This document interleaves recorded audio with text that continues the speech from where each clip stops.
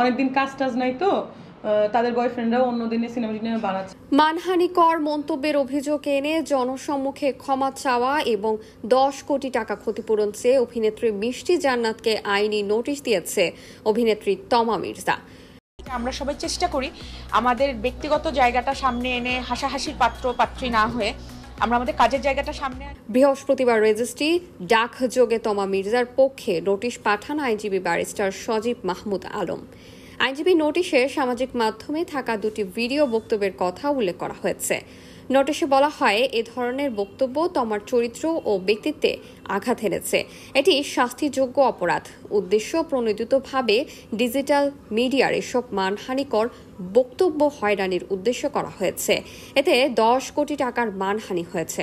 নোটিশে 7 দিনের মধ্যে জনসমক্ষে ক্ষমা চেয়ে 10 কোটি টাকা ক্ষতিপূরণ এবং পরবর্তীতে এই ধরনের মন্তব্য থেকে বিরত থাকতে বলা হয়েছে। এদিকে এই নোটিশের জবাবে মিষ্টি জান্নাত বলেন, তমার পাঠানো নোটিশ আমি এখনো হাতে পাইনি, তবে বিভিন্ন গণমাধ্যমে খবরটা দেখেছি। আমার মনে হচ্ছে কারো ইন্ধনেই তমা এই কাজটি করেছেন। মিষ্টি জান্নাত বলেন, আমি পরিষ্কার বলতে চাই, আমি কারো নাম উল্লেখ করিনি। উনি কেন গায়ে মাখলেন জানি না। এখন আমি পাল্টা আইনি ব্যবস্থা নেব। এরকম মিথ্যা নোটিশ দিয়ে হয়রানি করার মানে কি?